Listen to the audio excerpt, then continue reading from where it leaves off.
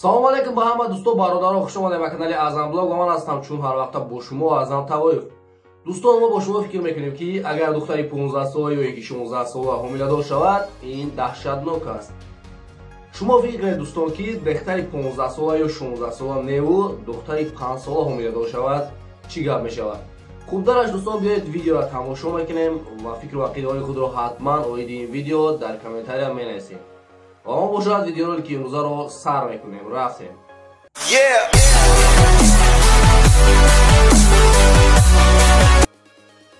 78 сол пеш ин ҳомиладор шуда буд дар синни 5 солагиаш ва то ҳол ҳақиқатро пинҳон мекунад. ин зан аз сабаби кори кардааш дар таърихи инсоният дар ҷои аввал меистад. видеоро то охиша тамошо кунед дӯстон. шояд мо метавонем дӯстон, дар солу замони мо духтарҳои ёш зуд ҳомиладор мешаванд ва ин модару падари онҳоро ба ҳайрат меоварад. агар мо бо шумо дӯстон фикр кунем ки духтари 13 сола, 14 сола ё ин ки 15 сола барои модар шуданаш оловақт бошад, шумо дар бораи духтари 5 солае ки ҳомиладор шудааст чӣ фикр мекунед? ин духтар дар соли 1939 ҳомиладор шуд дар синни 5 солагиаш ва видеои ин кор дар ҳама банлисаҳо дар архивҳо ҳаст. пеш аз оне ки видеоро давом кунем, як хизмат кунед дӯстон. ам поёни видеода кнопкаи подписатсия нешудаги ҳамра як зер кунед, мо бошад видеоро давом метем. барои он ки аз ҳамаи хабарҳое ки дар канали мо мебарояд шумо бохабар бошед. Лина Марсел 78 сол пеш писареро таваллуд кард, аммо дар вақти таваллуди ин писараш худаш ин духтар 5 сола буд. дар ҳақиқат чӣ шуд? Ин номумкин аст. вақте ки падару модари ин духтарро ба яке аз беморхонаҳои Соединёни Штати Америка меоранд, падару модари ин духтар фикр мекарданд ки дар шиками ин духтар ягон намуд захм шудааст ва бояд ки онро бо ёрии ҷарроҳӣ гиранд. вақте ки духтурҳо ин духтарро санҷиданд, ҳамаашон дар ҳайрат монда буданд, барои он ки ин духтар ҳомиладор буд. ягон намуд захм набуд ва духтари инҳо дар шикамаш тифл дошт ва ин тифл 7 моҳа шуда буд. ва падару модари ин духтар дар ин бовар накарданд ва ӯро боз ба дигар банлисаҳо бурданд, аммо дар ҳамаи банлисаҳо ин духтар ҳомиладор баромад.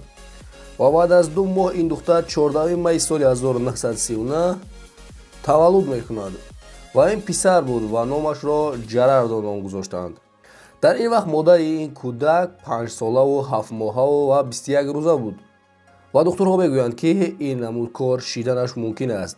ҳастанд духтароне ки аъзои бадани онҳо назар ба дигар духтарҳо тезтар меафзояд ва женскои гормонияи онҳо тестостерон ва астроген.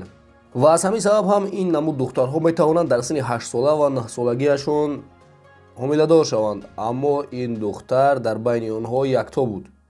дар синни 5 солагиаш падару модари ин духтар мегӯянд ки ҳамаи танаи ин ба мисли танаи духтарҳои калон меафзуд ва фикру ақидаҳояш нисбати писарон дигар хел шуда истода буд. ва ҳоло ҳам мо ҷавоби саволи худро нагирифтем. падари ин духтар кӣ аст?